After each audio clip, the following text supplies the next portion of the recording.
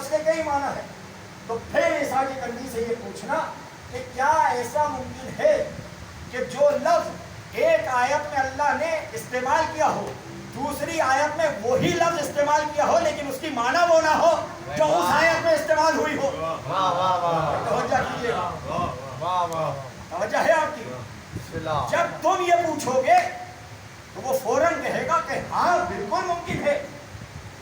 جب وہ یہ کہہ دے کہ ہاں بالکل ممکن ہے تو اس سے کہنا پھر اتنی انگلیاں توڑنے کی ضرورت کیا ہے.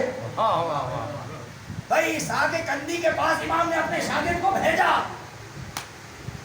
11ویں امام کا شاگرد پہنچا, خدمتیں کی. خدمتیں کرنے کے بعد ایک وقت وہ آیا کہ عیسیٰ کے کندھی تنازع القرآن کی کتاب کو مرتب کر رہا تھا. تو فوراً امام کے شاگرد نے فرمایا کہ آپ کیا کر رہے ہیں؟ وہی جواب دیا جو امام نے بتایا تھے. نہ ایک لفظ آگے کیا نہ ایک لفظ کم کیا. کہا کہ میں تنازع القرآن لکھ رہا ہوں, قرآن کی اختلافات والی آیات کو مرتب کر رہا ہوں. کہا اچھا یہ جو قرآن نازل ہوا ہے یہ کون سی زبان میں نازل ہوا؟ وہی جواب دیا کہ یہ قرآن عربک زبان میں نازل ہوا. اب جیسے جیسے امام نے سکھایا تھا ویسے ویسے عیسیٰ کی کندھی سوال کرنے لگی. عیسیٰ کی کندھی سے امام کے شاگرد سوال کرنے لگے. اب جب سارے سوال ہو گئے عیسیٰ کی کندھی وہی جواب دے چکے تو اس کے بعد جب آخری سوال کیا کہ یہ بتائیے کیا عربی گرامر میں عربی کے ترجمے میں ایک لفظ کا صرف ایک ہی ترجمہ کیا جا سکتا ہے یا اور بھی ترجمے ہو سکتے ہیں؟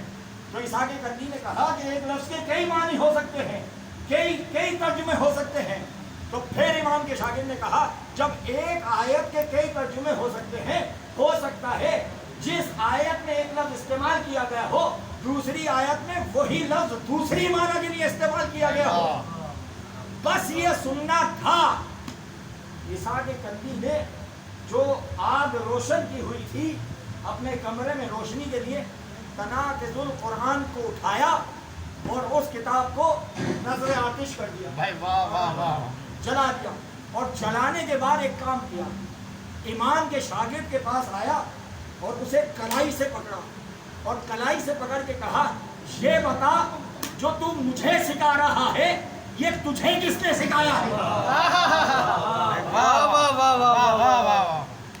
عیسیٰ کے کندھی نے ہاتھ کو پکڑ کے کہا یہ بتا جو تم مجھے سکھا رہا ہے یہ تجھے کس نے سکھایا؟ تو امام کے شاگرد نے کہا میں نے ایسے ہی پوچھ لیا آپ سے. کہا واللہ خدا کی قسم یہ سوال آل محمد کے سوا کوئی دوسرا کر ہی نہیں سکتا.